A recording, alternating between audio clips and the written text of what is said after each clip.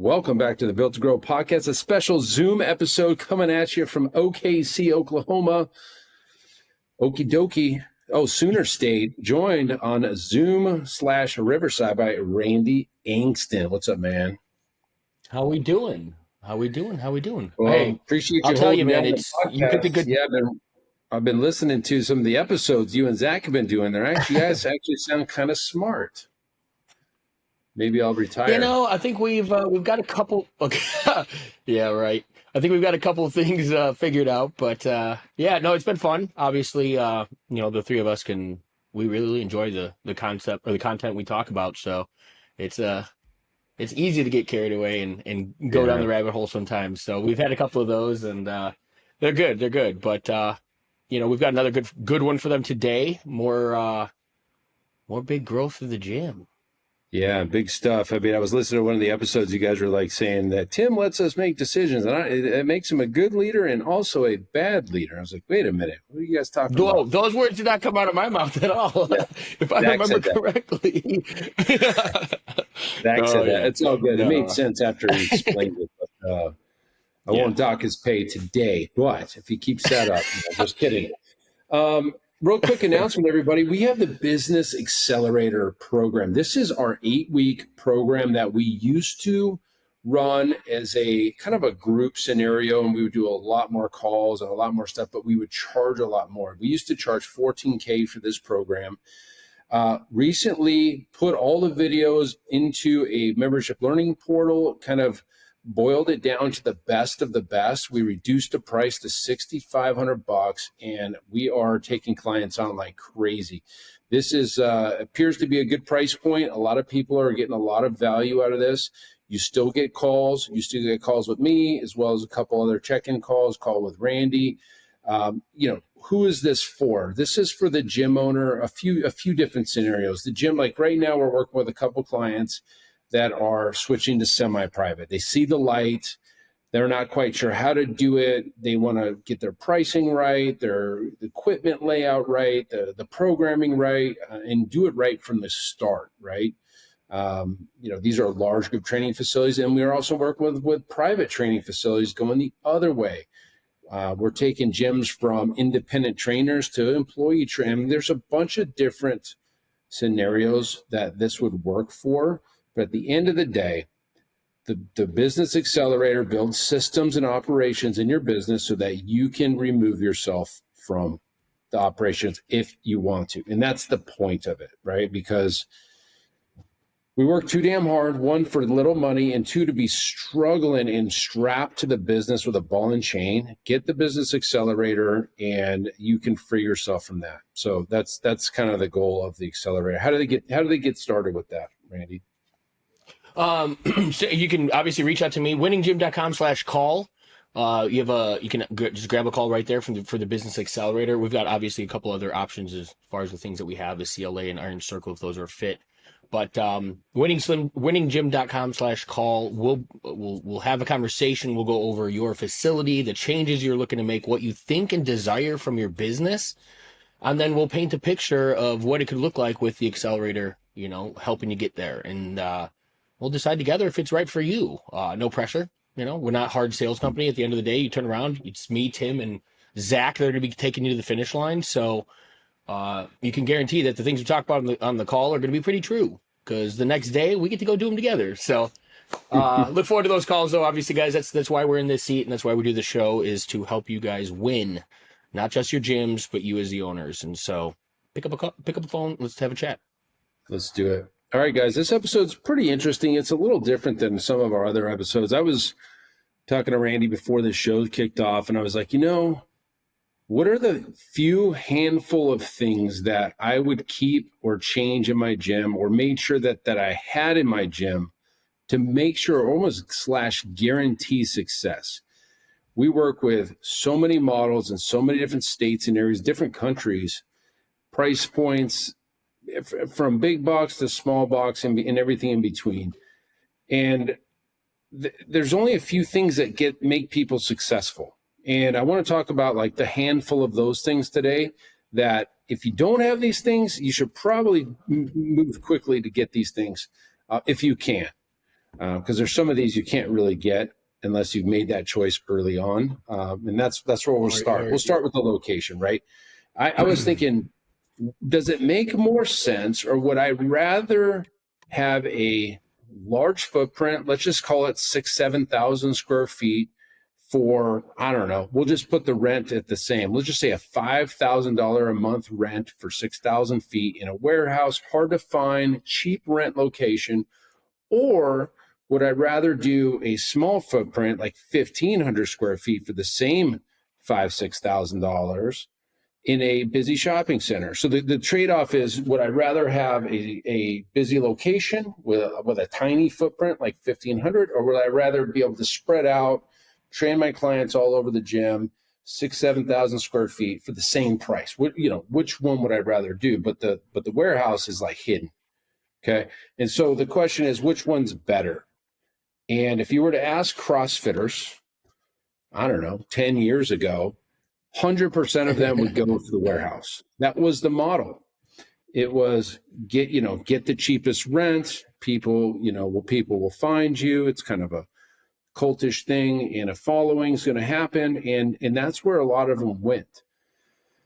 And I bet today that many of them regret that decision. They got locked into these long-term leases and nobody can find them. And so the answer I would give is, I would much rather have a location than square footage, period. Because location, you're getting free traffic, right? You're getting free marketing 24/7. If you're in a seen, highly visible center with a lot of foot traffic, people just walking. And when was the last time somebody just popped their head into your gym? Yeah. That alone will tell you if you're in a busy place or not, right? And so my first thing would be location. Location to me is the number one driver for success. Number one. And you hit it when you said, are they walking in? Because ultimately, left or right, you're going to have to acquire clients. And that's the difference, right? Would you rather do it by spending money and having to market to draw and raise awareness to your warehouse? Or would you rather not have to necessarily do that work or spend that money in, let's say, a clear marketing pillar, right? Where it's understanding that it's a marketing play, getting new business in. Would you rather position yourself in, a storefront or right up front where just your location is, handling some of that those marketing needs for you? To your point, I think that at the end of the day, the work is going to be, it's going to happen left or right. The expense is going to be paid one way or the other. The big difference, though, is like there is a perk of being there, right? You are always constantly getting some of that walk-in traffic, exposure. I mean, hell, even as visible as your facility is, all the time. I mean, we hear 10, 12 years I've been here. I've never even knew you guys were here, right? And so imagine not having that kind of visibility and still, hoping and wishing that people were going to come find you and come walk through your door. Mm-hmm. Hell no. I'm 100% on board with you. I would much rather spend a little bit of money on the rent side of things and position yourself in front of people. Or sacrifice the square footage for the cost. So it's like, Correct. Yeah, you can get a smaller footprint. And, I think we've learned a lot over the years. Bigger is not better when it comes to square footage. It's just extra overhead. I think the funniest story was when we were during our construction phase, when we actually did phase 1, phase 2, we cut the gym in half. I looked around one day and we were operating in maybe 1,500 square feet of usable space, doing the same volume that we do in 8,000 square feet. And I was like, wow, this really stings, because we don't need all this other space to do the job. Now, it's nice to have, and there's nothing we could do. We already signed the lease. Like, we're going to use it, but like, hindsight, probably don't need 8,000. I think you can get away with 1,500 to 3,000 square feet for a nice semi-private training gym. I think that is the sweet spot. It's not all about the size of the square footage. So that kind of brings us into the next thing. Like, what is the next thing I would absolutely have to be successful? And that's semi-private training. Like, our flag's in the ground. It doesn't get any deeper. We've got pillars like casings, 40 feet deep in the ground, full of concrete with a flag on top. This is the model. we've dissected large group and one-on-one. We've dissected class-based and private training and everything in between. And semi-private by far is the biggest opportunity for leverage and wealth. Like you can generate the most revenue per hour and leverage and still pay your coaches a decent salary across the board to service that. And it's a win for the clients. The clients get a better price point than, say, a one-on-one training. And they get the kind of the camaraderie that comes with a large group training session, even though it's only maybe 6 clients in there. If you have maybe two sessions of 6 going on, that's like, look, when we took a look at the state of the industry report, the average attendance of a large group training, like globally, was under 6 clients anyway. So like technically, even though you have capacity for 25, you're really, the average is 6 because you got those 0 classes and you have a 10 class and a 15 class. It all averages out. 6-to-1 semi-private training with a good price. The other half of that semi-private training thing that's needed is a price point that's healthy. And what I mean by healthy, throw numbers around, but like if you're catching 350 to 650 a month, somewhere in there, hey, look, you only need 150 clients at $129 a month or a week to be able to hit $1 million. Hey, I think we can all figure out how to get 150 clients in the door. Yeah, that's doable in that, to your point, in that smaller footprint, right? You could still pull that off. You mentioned with you said the revenue per hour, right? When it came to the model or the actual service and the deliverable, the first thing you brought up is the revenue per square foot, right? And that's the difference between where you're at right now and your large footprint.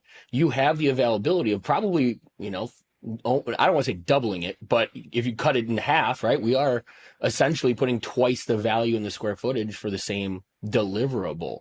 Now, those of you guys listening, if you're pre-gym, if you're considering a move, if you're in a spot and you need to expand, you feel like you need to expand, like that's the value that Tim's bringing to the table with that comment, right? Consider the cost, the revenue per square foot that your business can operate with. Then from there, revenue per hour.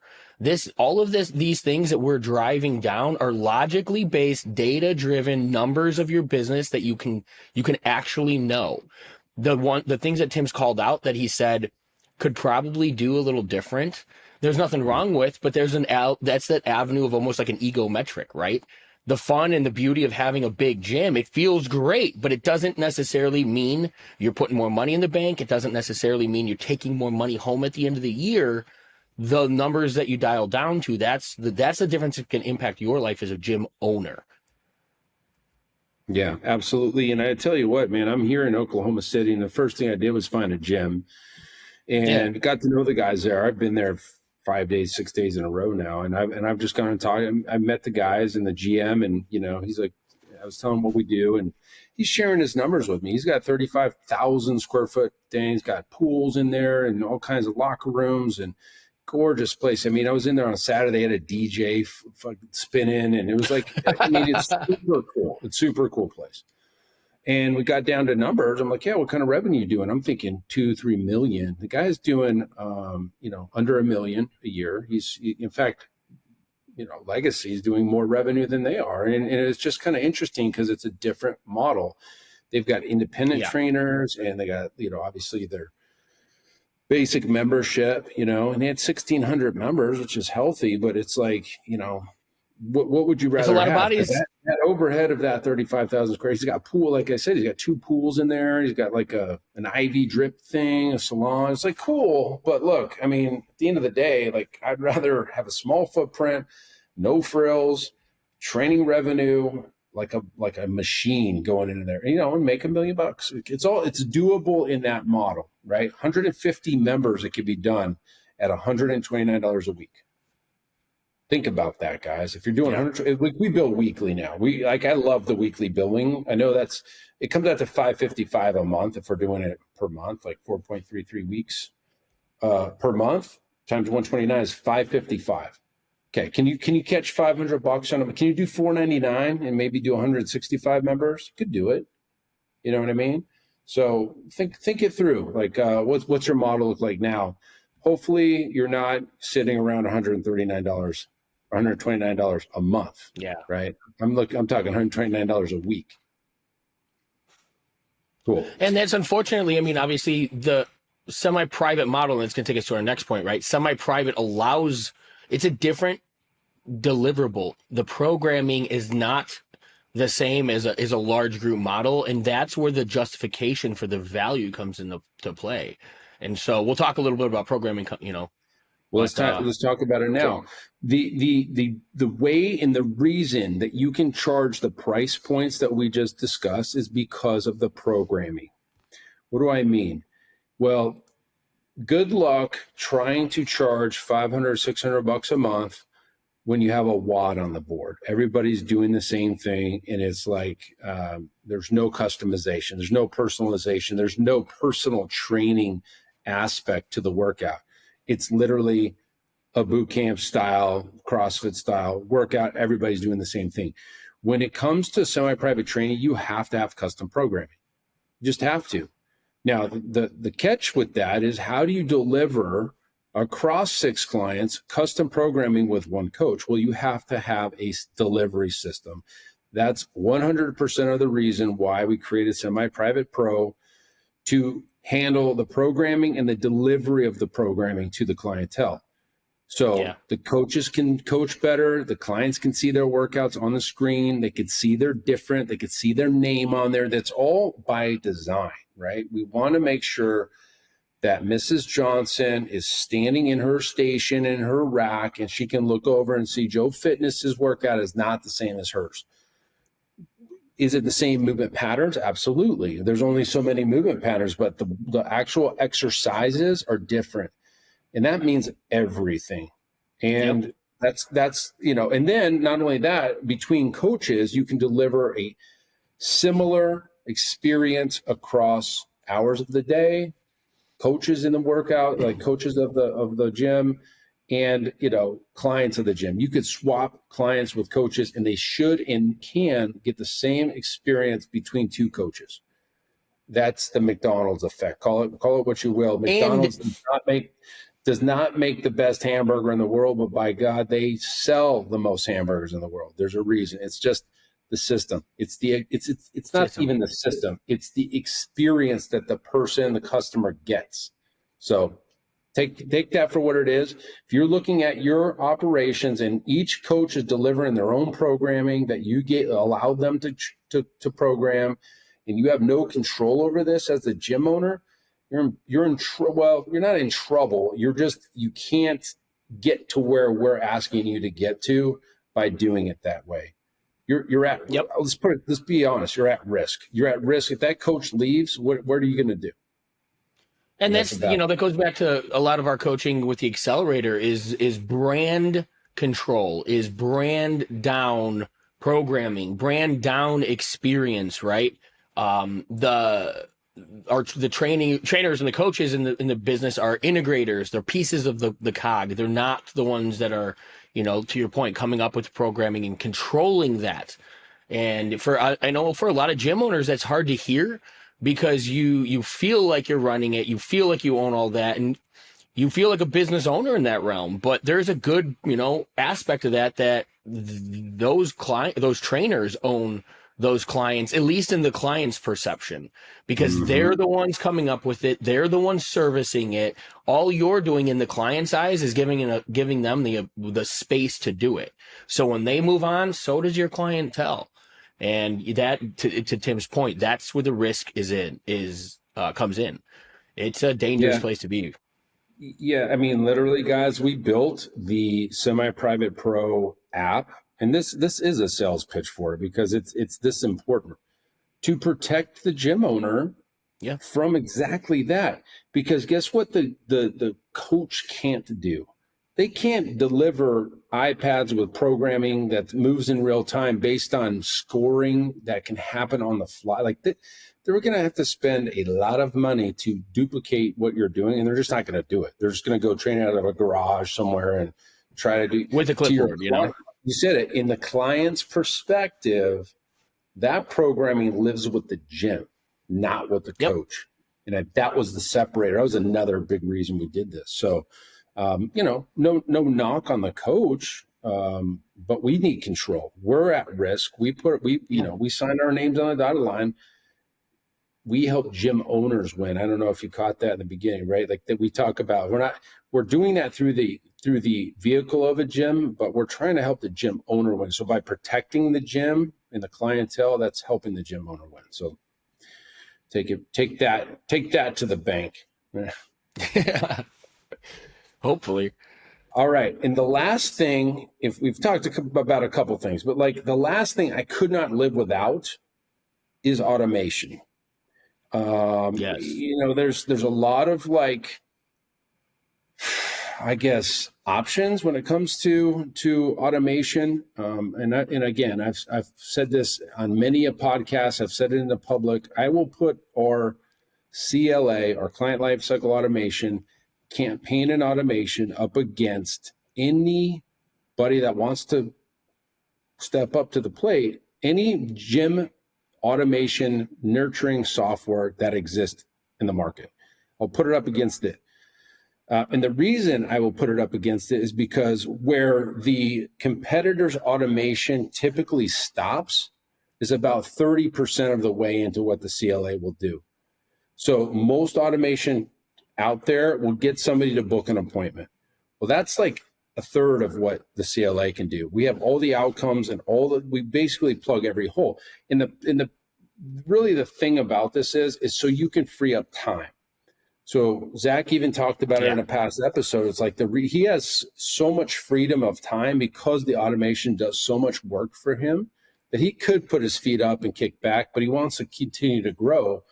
But essentially, if this is you and you're the gym owner nurturing leads and doing all this stuff, this frees up all of your time. It literally takes all of the headache of nurturing and rebooking and no shows and all that stuff off of your back and lets the system do the work. And so quadrant B in the cash flow quadrant is the business owns the systems and the systems run the business. Like that's the business owner quadrant that you want to get into, systems. And the CLA is probably one of the biggest systems we install in most gyms. Absolutely. Yeah. And and ultimately, I mean, everything that we're talking about, like we said, it boils down to the same things that we teach in our accelerator. These are the components. For those of you guys who've been listening to us for some time, but you don't know our story. I mean, Tim and I were a lead generation agency when we started helping other gyms. Back in 2015, we started, when we were running challenges for everybody, we were driving paid leads, converting leads online and giving a gym owner trials. And we did this for years. And we had an internal conversation one day and we looked at our clients and we looked at our friends in this industry that we were working with. And month over, year over, they're at nearly an identical position, same number of clients that they're in their facilities that they had 2-3 years before. Not to the fact that we haven't put 400 or 500 new ones through, but with churn problems and retention rates where they're at, it was a revolving door. Their quality of life as the gym owner, still in the business 40, 50, 60 hours a week. No end in sight, no way to figure out how to do things different. And that's when we stepped back and we looked at Tim's business. What we did with Tim while doing that was also take him out of the day-to-day, 100% out of the operation of, legacy. Back then it was Pulse, right? But to be able to do that while maintaining and growing to a 7-figure gym was an anomaly. And the systems that we just talked about, the numbers that we talked about, when we talk about the delta, when we talk about the math of marketing and making sure your monthly recurring revenues exceeding your base operating expense, guys, this isn't talking out our ass. This is us giving you the exact game plan that we fought for, that we created for Tim, that, or probably not even knowingly, right? We figured it out for you, and that's what we've built, the coaching things upon as we've exposed and worked with other gyms over the years. But this isn't something that we're over here it's not another whiz-bang marketing campaign, right? These are systems and ways of operating your business that will force you into being in a better place because there's no other way around it. When you have these components in place, everything comes in line, and your business operates, like he said, like a well-oiled machine, like a Starbucks, like a McDonald's. If you want that client experience for your clients, there's the path. Yeah, and going back to the I guess consistent experience is everything. In the E-Myth, right? The haircut Yep. story about the guy that went back 3 times and got 3 different experiences, and he never came back again. It was not because the haircut was bad; it was because the experience was different every time, and that's what makes human beings go crazy. Like they Yeah. cannot stand change. And like you guys know, as gym owners, you change equipment or pull something off the schedule or do something that may even be better for the client. You hear about it because Yep. it's change and clients just can't deal with it. And so look, guys, there's a lot of things that go into this, but like bringing and delivering a consistent experience day in and day out across the board, from hour of the day to coach on the floor to equipment in the gym, that is everything. So you can have mediocre trainers and training, but if it's the same freaking experience every time, it's just like McDonald's. They have a shit hamburger, but they're selling the crazy amount of hamburgers because it's the experience. So think about that through the lens of your fitness business. Think about the location, think about your pricing structure in the semi-private model, think about your delivery systems, and think about your automation. All of those things I cannot live without. I can live without a lot of other things, but those things right there are everything. If you cut any of that stuff out of my business today, we'd probably lose a lot of revenue. We'd have to rebuild, right? And so You something to said think one about. thing. Yeah. You said one thing before we kicked off on that topic, and you said these are the components that, like, as we were kind of just, planning out how to articulate it. You said these are the things that for me matter. Everything else in my business is fluff, is noise. And that is exactly how I think most gym owners need to think about I think it. I lost you. We need to simplify and go down to just a couple of the basics and do that really, really well. And from there, that's when the rest of the stuff at some point might make a little sense, right? It's the cherry on the top. But right now, gym owners are grabbing at straws. We're doing high ticket this month. We're doing nutrition programs this month. We're doing new kettlebell certs this month, taking the whole team to PB, all of these different things. But at the end of the day, the foundation is built on rock. You know what I mean? And so solidify this, guys. Take these things that Tim mentioned today, make those the 4 things that you focus on for the next 6 months. And I promise you, you will be in an entirely different place after that. Yeah, and you cut out a little bit there, so Nick might have to listen to the audio, but I caught most of that. You said everything else was fluff, kind of cut out a little bit. No, not necessarily fluff. What I'm saying is there's a lot of white noise, like you just said, Noise, in the yeah. business, in the market. Like it's just noise. You could do some of that stuff, but it's a come today and go tomorrow type of thing. And I'm thinking as a gym owner how stressful that is. As, oh my gosh, I've got to come up with a challenge, a summer thing and a winter thing. Look, I used to do that shit, and I relied on it because all of my other things were failing. I had to have that kind of stuff to backfill revenue and try to get new clients in because my business it wasn't where it needed to be on all the foundational stuff. But once you get the foundational stuff figured out, all that other challenges and all those things that you kind of like have to come up with, hooks, that kind of goes away. And you basically have a pretty boring but successful ass business that's simple, that, you know what, allows me to go for 2 weeks into Oklahoma City and watch my daughter ride Arabian horses around an arena in the heat. Like that's where I'm at right now, right? So it allows me to do that. It's boring business, but it's successful, and I think it would allow a lot of gym owners to relax a little bit and sleep a little bit better at night. So take it for what it's worth, guys. That's it for this episode. Until next show, guys, keep changing lives. We'll see you on the next one. Bye. All right, and thank you for listening to that episode of the Built to Grow podcast, where we help gym owners win. Now, do you want to connect with me and other gym owners online? All you need to do is join our private Facebook group, Business Talk with Fitness Professionals. Just head on over to Facebook and type in Business Talk with Fitness Professionals, and when you do, we're going to give you our 10 marketing strategies 7-figure gym owners use to win. I look forward to seeing you in the next episode. Until then, keep building something great.